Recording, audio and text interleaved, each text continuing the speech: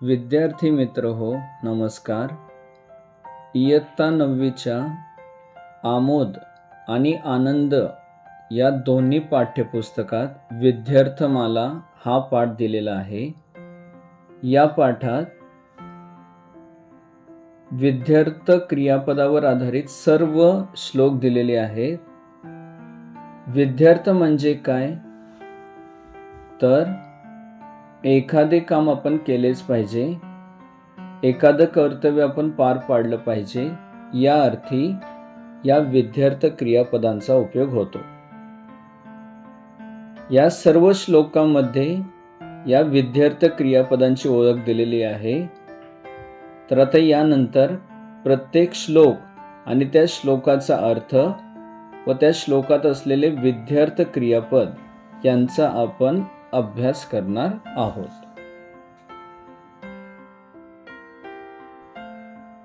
श्लोक क्रमांक 1. सुखार्थी चेत्यजेत विद्याम विद्यार्थी चेत्यजेत सुखम सुखार्थिनः कुतो विद्या कुतो विद्यार्थिनः सुखम. सरलार्थ: सुखार्थी चेत सुखाची इच्छा असणाऱ्याने त्यजेत विद्याम विद्या सोडून द्यावी. विद्यार्थीचे त्यजेत सुखम अर्थात विद्येची इच्छा असणाऱ्याने सुख सोडून द्यावे.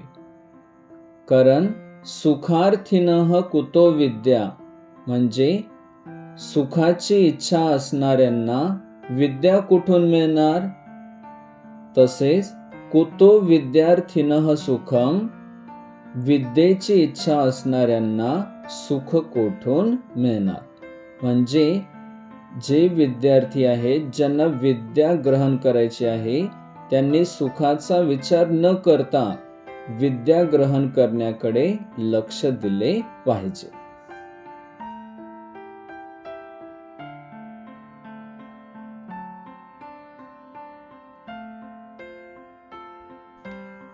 श्लोक क्रमांक 2. दृष्टिपूतं न्यसेत् पादं वस्त्रपूतं पिबेत् जलं सत्यपूतां वदेत् वाणीं मनःपूतं समाचरेत्. सरलार्थ: दृष्टिपूतं अर्थात नीट व्यवस्थितपणे पाहूनच पादम न्यसेत पाऊल टाकावे. वस्त्रपूतं पिबेत जलम पाणी हे कपड्याने गाळूनच प्यावे. सत्यपूतां वदेत वाणीं अर्थात आपली वाणी भाषा ही सत्याने परिपूर्ण किंवा पवित्र झालेली अशी वाणी बोलावी. आणि मनःपूतं समाचरेत मनाला योग्य वाटेल असेच आचरण करावे.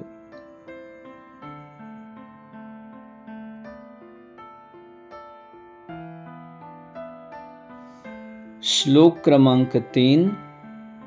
धनमलब्धं कांक्षेत लब्धं रक्षेत प्रयत्नतः रक्षितं वर्धयेत् सम्यक् वृद्धं तीर्थेषु निक्षिपेत्.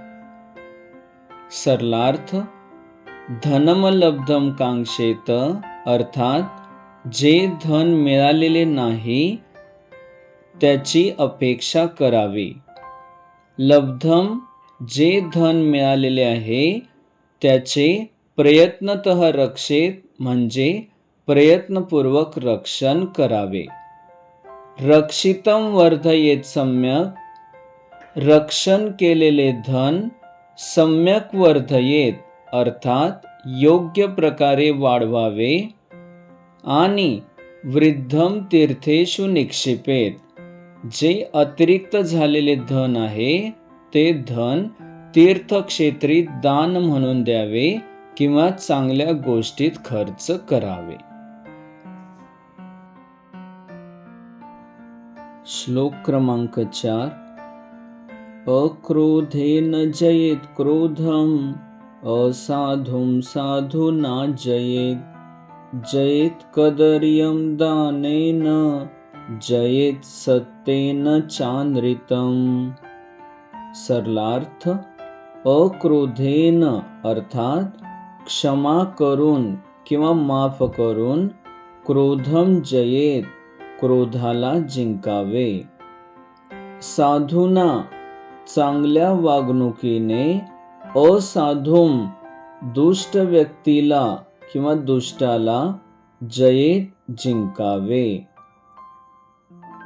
जयेत कदर्यम दानेन अर्थात दानेन म्हणजे दान करून, कदर्यम म्हणजे कंजूस व्यक्तीला जयेत जिंकावे, आणि जयेत सत्येन चानृतं अनृतम अर्थात असत्य, आणि सत्येन म्हणजे सत्याने असत्याला जिंकावे।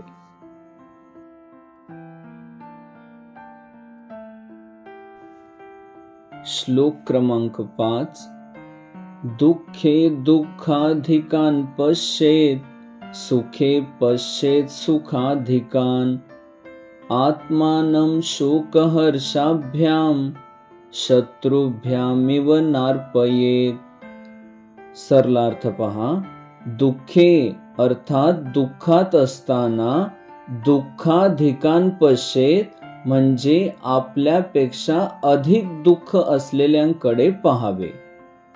सुखे सुखात असताना सुखाधिकान् पश्येत आपल्यापेक्षा जास्त सुख असलेल्यांकडे पाहावे।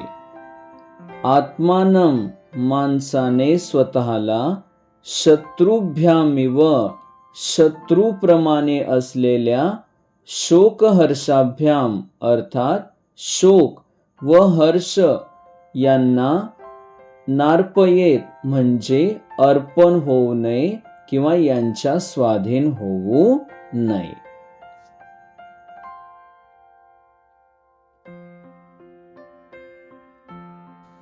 श्लोक क्रमांक 6।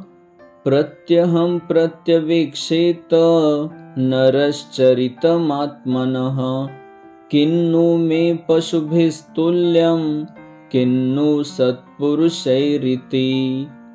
सरलार्थ पहा, नरश्चरितमात्मनः अर्थात माणसाने स्वतःच्या वागणुकीकडे प्रत्यहं दररोज प्रत्यवेक्षेत पहावे।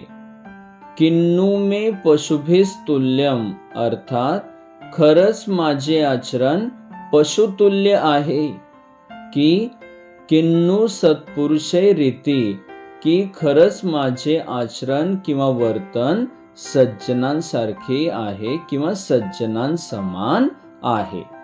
याप्रमाणे आपले आचरण किंवा वर्तन माणसाने तपासून घ्यावे। आता यानंतर विद्यार्थमालातील शेवटचे श्लोक पाहूया। बकव चिंतयेदर्थान् सिंहवच्च पराक्रमेत् वृकवच्चावलुम्पेत शशवच्च विनिष्पतेत्। या श्लोकामध्ये सुभाषितकार राजाला उपदेशून सांगत आहे की एका राजाचं कर्तव्य काय असतं आणि त्या राजाने काय केलं पाहिजे। बघा सरलार्थमध्ये काय सांगतात। बकव चिंतयेदर्थान् अर्थात राजाने आपल्या संपत्तीचा बगळ्याप्रमाणे विचार करावा। सिंहवच्च पराक्रमेत म्हणजे सिंहाप्रमाणे त्याने पराक्रम गाजवावा। वृकवच्चावलुम्पेत त्या लांडग्याप्रमाणे शत्रूंचे लचके तोडावेत, आणि शशवच्च विनिष्पतेत म्हणजे त्या सशाप्रमाणे शत्रूच्या तावडीतून निसटून जावे किंवा पळून जावे। याप्रमाणे